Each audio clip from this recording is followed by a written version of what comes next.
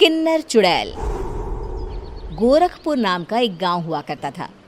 उस गांव में ज्यादा लोग नहीं रहते थे। उस गांव में एक गर्भवती विधवा औरत रहती थी। उस औरत का नाम कमला था। कमला अपने घर में अकेली रहती थी।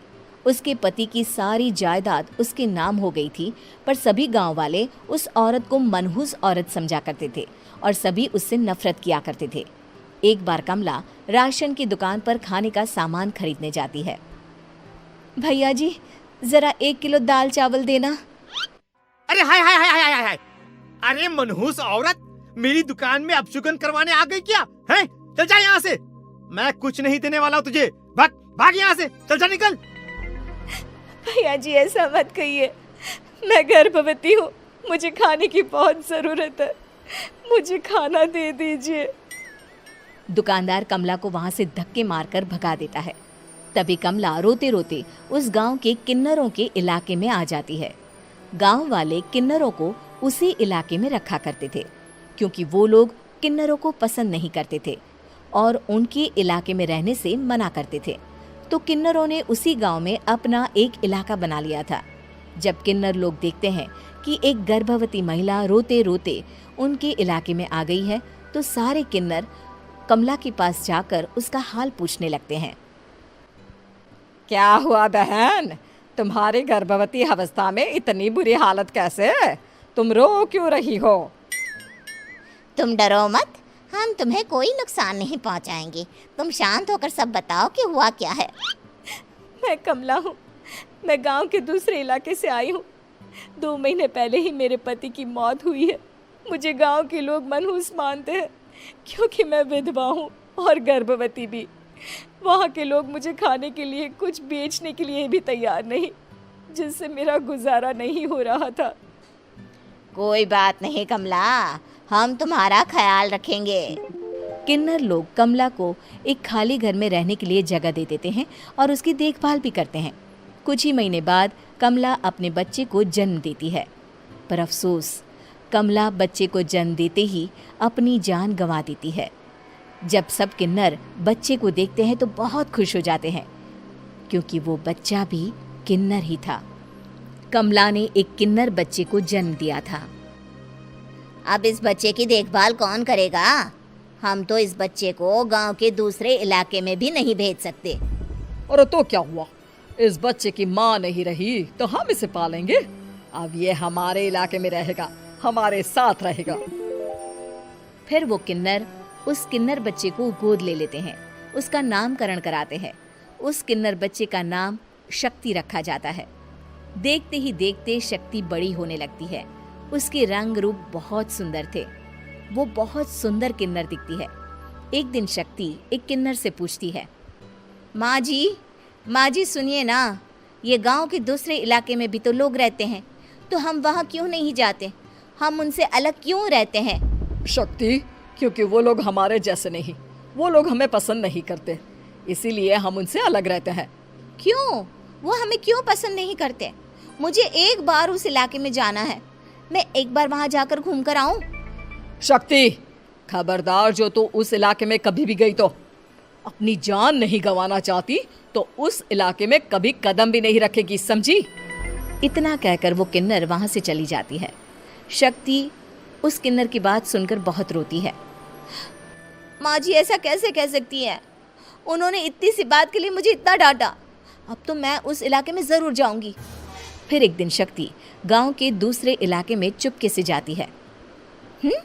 ये लोग तो हमारे जैसे ही इंसान हैं, तो ये हमसे नफरत क्यों करते हैं? जब शक्ति उस इलाके में पहुंचती है तो गांव के सारे आदमी उसके रूप से मोहित हो जाते हैं। वो लोग ये अंदाज़ा नहीं लगा पाते कि वो किन्नर है। शक्ति की सुंदरता देखकर सारे गांव वाले उसकी तारीफ करने लगते हैं। तभी गांव का चक्कर लगाने गांव के जमींदार का बेटा हर्ष वहां पहुंचता है। हर्ष भी दिखने में बहुत सुंदर होता है। जब हर्ष ने शक्ति को देखा तो वो भी उससे मोहित हो गया, और जब शक्ति की नज़र हर्ष पर पड़ी तो वो हर्ष को देखकर मोहित हो गई। आपको पहले कभी इस गांव में देखा नहीं। इस गांव में आप नए हैं क्या? जी नहीं, वो मैं बस। तभी शक्ति बोलते बोलते रुक जाती है और मन में सोचने लगती है, अगर मैंने इनको बता दिया कि मैं दूसरे इलाके से आई हूँ तो वो समझ जाएंगे कि मैं किन्नर हूँ, इसलिए मुझे इनसे झूठ ही बोलना पड़ेगा। शक्ति हर्ष को कहती है, जी हाँ, मैं इस गांव में नई आई हूँ, यहाँ अकेली रहती हूँ। वैसे आप कौन है? आप भी इसी गांव में रहते हैं? जी हाँ, मैं इस गांव के जमींदार का बेटा हूँ। आपको किसी भी चीज की जरूरत पड़े तो आप मुझे बता देना, मुझे अच्छा लगेगा। ऐसे ही शक्ति और हर्ष एक दूसरे से रोज मिलने लगते। वो दोनों अपने प्यार का इजहार करने एक दूसरे से मिलने जाते हैं। तभी शक्ति का पीछा करते करते एक किन्नर वहां आ जाती है। शक्ति, मैं तुमसे बहुत प्यार करता हूँ। मैं तुमसे शादी करना चाहता हूँ। क्या तुम मुझसे शादी करोगी? हाँ हर्ष, मैं तुमसे शादी करूँगी, पर मैं तुमको अपने बारे में एक सच्चाई बताना चाहती हूँ जो मैंने तुमसे छुपा कर रखी है। तभी उनके बीच में ही वो किन्नर आ जाती है। शक्ति, तेरी हिम्मत कैसे हुई ऐसा करने की? वो किन्नर शक्ति को खींचकर गांव के जमींदार के पास ले जाती है। हर्ष भी वहां शक्ति को बचाने के लिए पहुंच जाता है। जमींदार शक्ति और हर्ष के प्यार के बारे में सुनकर गुस्से में आ जाता है और शक्ति को गांव के बाहर निकालने की सजा देता है। शक्ति ये बात सहन नहीं कर पाती और कुएं में कूदकर अपनी जान दे देती है।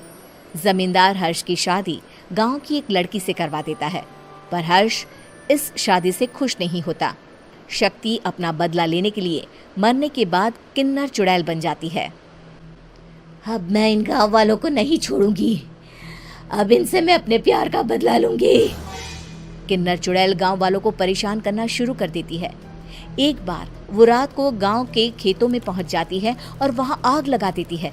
सारी फसल जल के राख हो जाती है। जब एक आदमी रात को उठकर देखता है कि खेत में आग लग गई है तो वो वहां पहुंच जाता है। वो देखता है कि खेतों के बीचों बीच एक किन्नर चुड़ैल खड़ी है और वहां खड़े होकर ताली बजा रही है। गांव वाला किन्नर चुड़ैल को देखकर बेहोश हो जाता है। जब सुबह उस आदमी को होश आता है तो वो सीधा जमींदार के पास जाता है। अरे जमींदार साहब, अरे वो किन्नर चुड़ैल ने मेरी सारी फसल जला दी। अब मैं क्या करूंगा? क्या होगा मेरा? जमींदार चुड़ैल किन्नर का नाम सुनते ही सब कुछ समझ जाता है। अब वो बहुत डर जाता है। उसी रात को जब जमींदार डर के मारे अपने कमरे में सो नहीं पाता, तभी वहां अचानक से किन्नर चुड़ैल आ जाती है। किन्नर चुड़ैल जोर जोर से जमींदार के आगे खड़ी होकर हंसने लगती है और ताली बजाने लगती है। जमींदार उस डरावनी किन्नर चुड़ैल को देखकर बहुत डर जाता है। तूने मेरे साथ बहुत बुरा किया, अब मैं तुझे जान से मार दूंगी। नहीं नहीं नहीं नहीं नहीं, मुझे माफ कर दो, मुझे मत मारो। मैं कभी ऐसा दोबारा नहीं करूंगा। अब तुम जो बोलोगी वही मैं करूंगा। ठीक है, मैं चाहती हूँ कि किन्नर इलाका गांव के इलाके से जुड़े और गांव का कोई भी आदमी किन्नर समाज से द्वेष ना करे, उससे नफरत ना करे, नहीं तो मैं सारे गांव को मार दूंगी। और तुम गांव में एक नया कानून बनाओ कि अगर किसी ने भी किन्नर समाज को हानि पहुंचाने की कोशिश भी करी या इनसे भेदभाव करने की भी कोशिश करी तो उनको कड़ी से कड़ी सजा मिलेगी। हाँ हाँ हाँ हाँ, मैं ऐसा ही करूंगा। तुम जो बोलोगी वो मैं करूंगा, पर मुझे जाने दो प्लीज। तब वो किन्नर चुड़ैल वहां से चली जाती है। गांव का जमींदार किन्नर चुड़ैल का कहा मानते हुए दोनों इलाकों को एक कर देता है और नया कानून भी लागू कर देता है। तब से वहां किन्नर समाज और बाकी गांव वाले शांतिपूर्वक रहने लगते हैं।